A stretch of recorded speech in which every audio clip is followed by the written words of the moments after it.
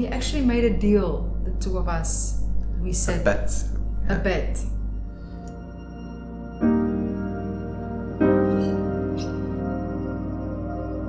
We guessed when he was gonna come, and 2 days before his birth I wrote on our calendar. So my contractions started in the morning, coincidentally around the same time that he was awake for work, around 4:30 or 4:45, I'm not sure, but I just felt these period cramps and I thought, let me wait. And 10 minutes later there was another one, and 10 minutes later another one, and then I knew, it's regular intervals, something's happening. So I came downstairs and I told him, today is the day. And I was downstairs, I had breakfast with our toddler, and I remember having my contractions and being on all fours, like hands and knees on the mat, and just, moving through it.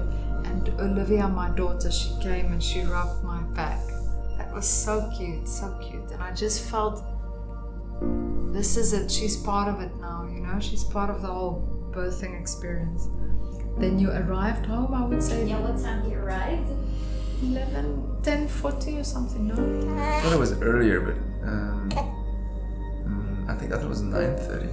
Also made a joke saying, do you quickly want to just go for a swim in the pool? I said, hospital now. I thought it might, relax her, but Definitely slightly a joke, but she didn't take it very nicely. Didn't appreciate your humor on the day. No, I was in a different mood, I was coming from work, I was relaxed. I missed the whole contraction part here, so it was a different vibe, and I needed to tune into the vibe. He hadn't even packed his hospital bag at that point. No, luckily Cheryl packed it for Cheryl, our nanny, she quickly packed his hospital bag. Man. She knows where my stuff is better than I do, luckily. So. And we brought the bag down, and as I'm putting last minute things in, my daughter's taking things out. And then you came in and I had to put my shoes on still. Couldn't reach for my feet at that point anymore, belly dropped. And then we made our way to the car. Our daughter didn't really want to let us go. She was sad. It was the first time ever.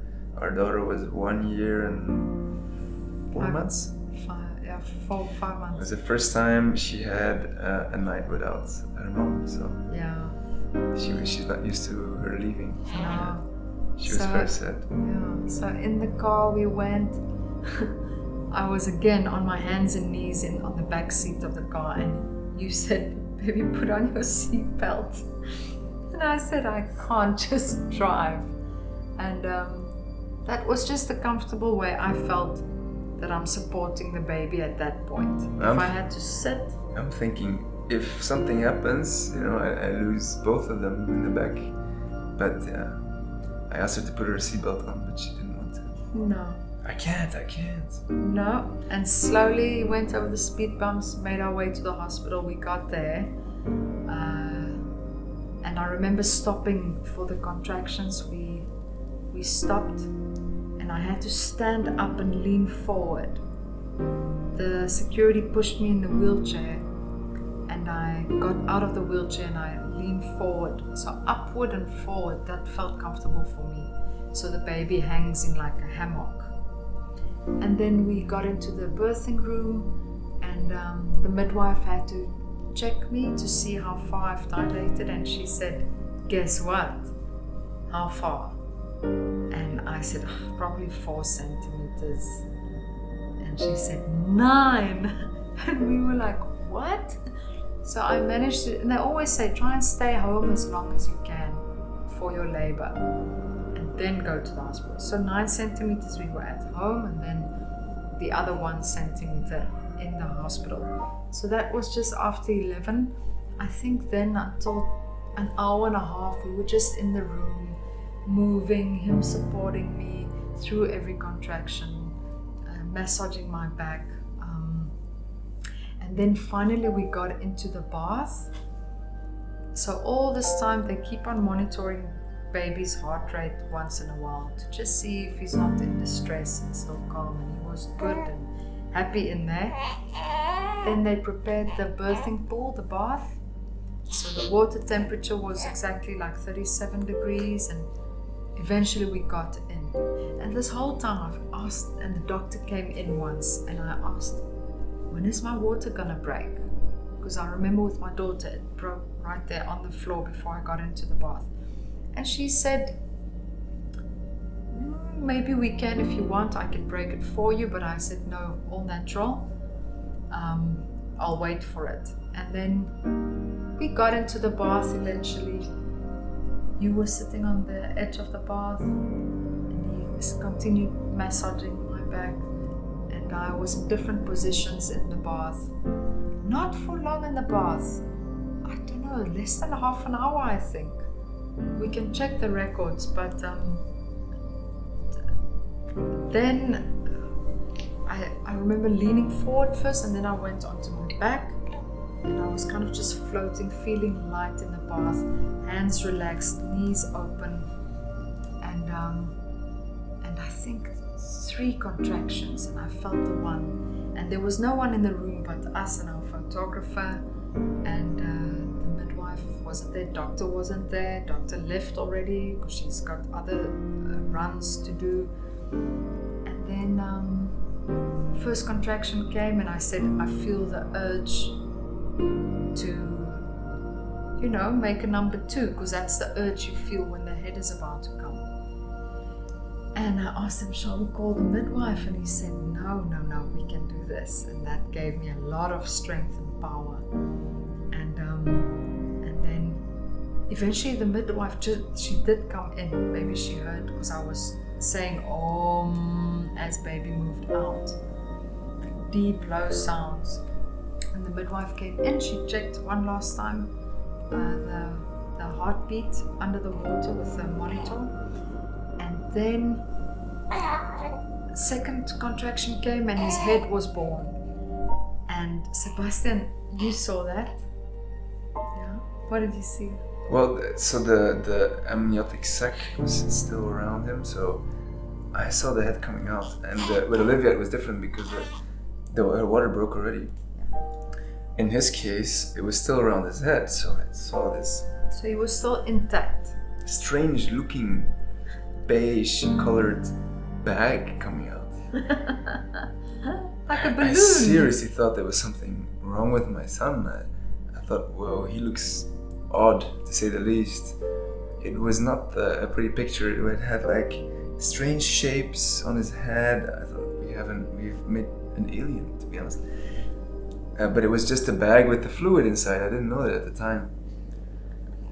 It was only until after, when the rest of the body came out and then the bag broke, that I could see his actual skin. He looked perfectly fine. So it's called I might be pronouncing it wrong even, on-call birth, when the baby is born with the membrane sac intact.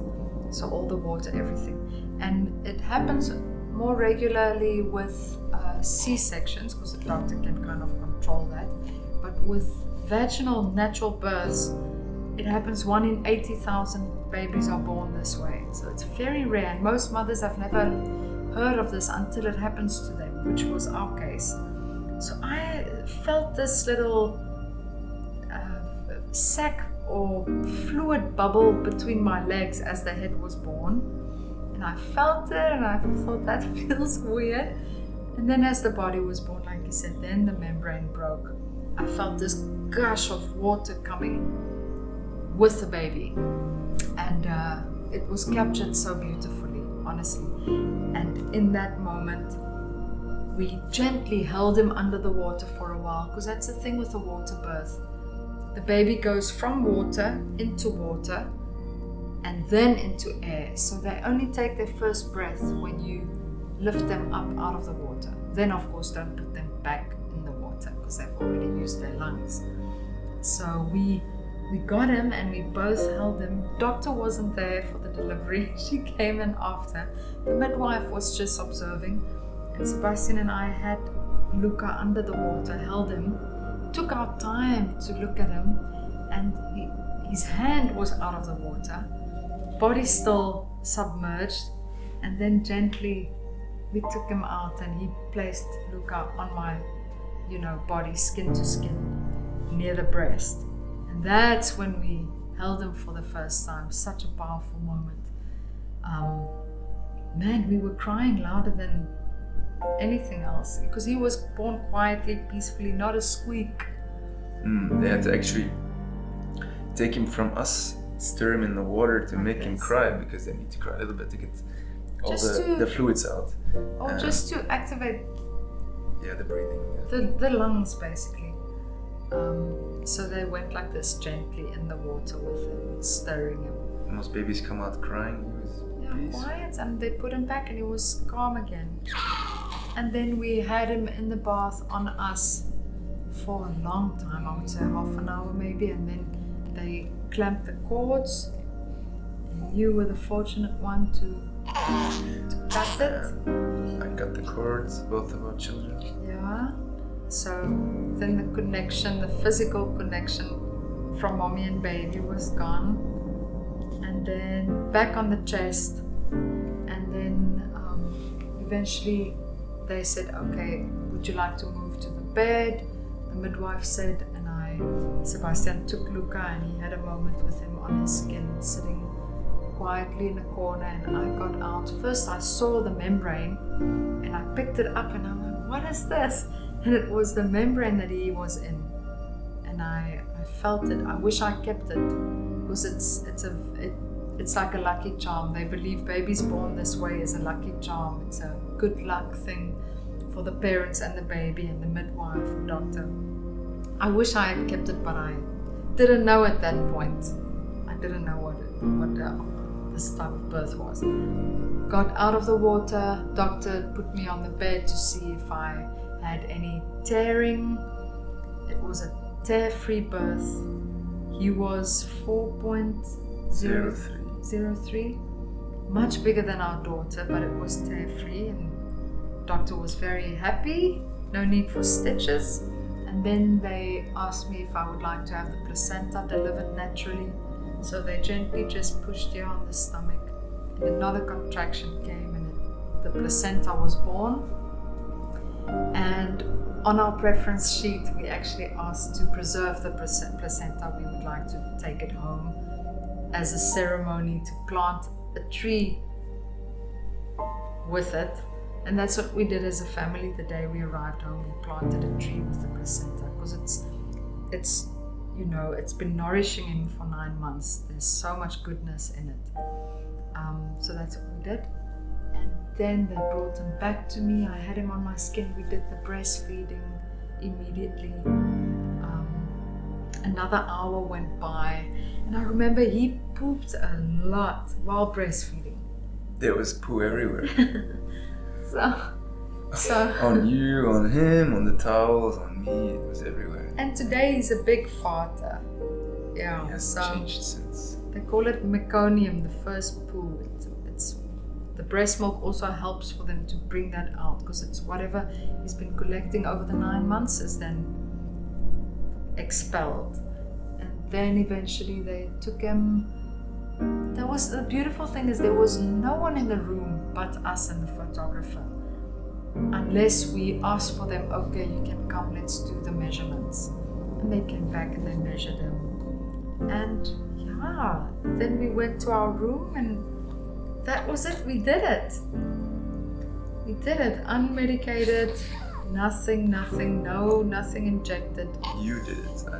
You did it as well, I was a bystander. And he was there, and he was happy, calm, and that was it.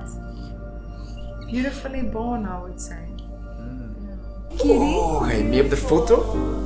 Yeah? Say hello. Say hi. Say hello, Ate. Say hi. Dummy. Where's his dummy? Dummy. Yeah, he's drinking a dummy. Do you want to answer the question? Yeah. Huh? Which photo? I think the most powerful picture was the one where Luca was out of the womb, he was still in the water, and I think I just held my hands underneath his armpits, bringing up slowly, and you could see him look underwater. His hand was up, just his hand, the rest was still under the water. Definitely. And that was the first moment we saw him. Glimpse of him being out in the world and us holding him. First time we touched him, first time we seeing him saw for the him. first time. First time he reached for us, I would say, Just, out of water. Yeah. Very powerful. Powerful picture. Powerfully captured. Well done. Yeah, very beautiful. Do you agree? Thank you. Ate. Yay! Well done. Thank you. Say Are bye-bye. you a good big sister, baby? Flank kiss. Kiss, Zoentje? kiss. Ja. Kiss, kiss. Zoentje? Nog een zoentje? Ja. Kiss, kiss. Hm? She looks like daddy. We don't know him yet. Yay! Yay! Look at clap. Clap, clap. Thank you. Say, I'm hungry, y'all. It's right on the way.